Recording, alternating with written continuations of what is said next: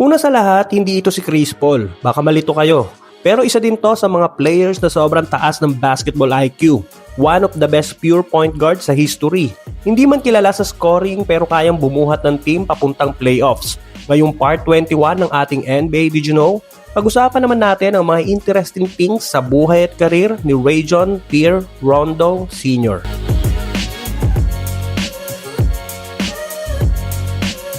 Alam mo ba na si Rondo ay hindi originally drafted ng Boston Celtics? He was drafted by Phoenix Suns noong 2006 as their 21st pick. Pero bago pa siya makapaglaro sa kanila, tinrade siya kasama si Brian Grant papuntang Boston kapalit ng 2007 first round pick at cash consideration.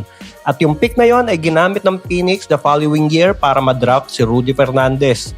Hindi yan, si Daboy yan eh. Yan. Pero tinrade nila agad sa Portland. So, dalawang mahusay na player yung pinakawalan ng Suns. Sayang. Alam mo ba, noong 2012, nakapasok si Rajon Rondo sa top 8 ng MVP voting. Hindi siya high-scoring guard pero dahil sa kanyang leadership at matapos niya pangunahan ng NBA sa assist na meron siyang 12 assists per game ng season na yon, pumalag siya sa mga high-scoring player tulad nila LeBron, KD, Kobe, Dwight Howard, Tim Duncan at madami pang sikat na pangalan. Alam mo ba bakit tinatawag si Rajon Rondo na Chris Paul? Well, alam mo naman na to pero sama ko na lang din. Bukod kasi sa viral video ng isang influencer na tinawag si Rondo na Chris Paul sa harap niya mismo, matindi talaga ang rivalry sa pagitan ng dalawang point guard na to. Madalas silang magbanggaan noon sa pagitan ng Celtics at Hornets. Tapos nagpatuloy pa hanggang sa Lakers at Rockets.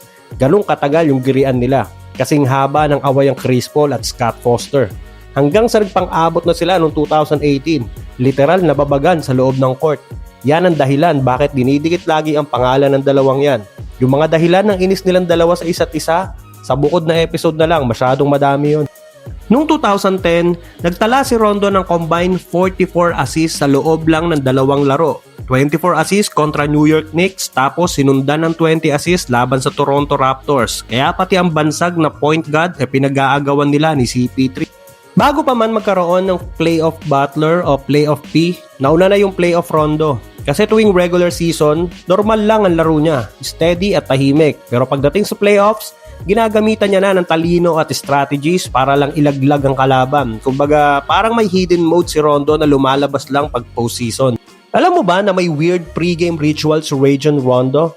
Umaabot siya ng 5 beses na pagligo sa isang araw bago ang game. Oo, 5, 5, 5. Ang rason niya, para daw makuha niya yung tamang focus at maging mentally ready. Parang bawat shower, nilalabas na yung kaba at reset ng utak niya bago siya lumabas sa court. So mas nakakapag-isip daw siya ng maayos habang nasa shower siya. Isa pa, germophobic din kasi si Rondo o yung takot o sobrang conscious sa germs o dumi. At dahil doon, ayaw na ayaw niya nang nakapaalang siya. Kaya lagi siyang may baong 4 hanggang 5 shower shoes sa locker room na ginagamit niya kada ligo. Ang weird, di ba? Alam mo ba na hindi lang sa basketball court matalino si Rajon Rondo? Kilala siya bilang Connect Four Prodigy, yung board game na akala mo pambata lang. Sa locker room, halos walang nakakatalo sa kanya. Bukod doon, mahilig din siya sa mga strategic games tulad ng chess. Siya yung nakitang kalaban ni Derrick Rose sa chess match sa Vegas nung nakaraan. So hindi lang basta player si Rondo. Yung utak niya ay pang coach, pati off the court, mind game pa din ang ginagawa. May iconic photo si Rajon Rondo kasama ang anak niya noong 2020 NBA Championship celebrations ng Lakers. Ang twist, inulit nila yon ngayong 2025. Pero this time, yung anak na niya ang may hawak ng league title at si Rondo naman ang may parang may iniinom sa likod. At speaking of 2020 sa bubbles, alam mo bang nagkaroon ng gentleman's agreement sina LeBron James at Rajon Rondo?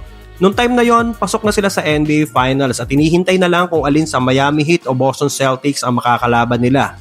At dahil si LeBron at Rondo ay kilala sa parehong may mataas na IQ sa laro, nagkasundo sila na kung Miami Heat daw ang makakaharap sa Finals, si LeBron ang gagawa ng game plan. Pero kung Boston Celtics naman, si Rondo ang aako sa strategy. Parang si LeBron versus Eric Spoelstra o Rondo versus Brad Stevens. Pero yun, Miami ang nakalaban nila. Di ko na sure kung si LeBron talaga ang nag-strategize, pero ang importante, nakuha nila ang kampyonato. At yan ang ilan sa mga kakaibang kwento at trivia tungkol sa isang tunay na basketball genius na si Rajon Rondo. Kung may hindi ako naisama, na I'm sure madami yon, paki-comment na lang sa baba at pakikalabit na din ng like, follow or subscribe para sa susunod pang NBA kwentuhan. Here's Rondo. Oh!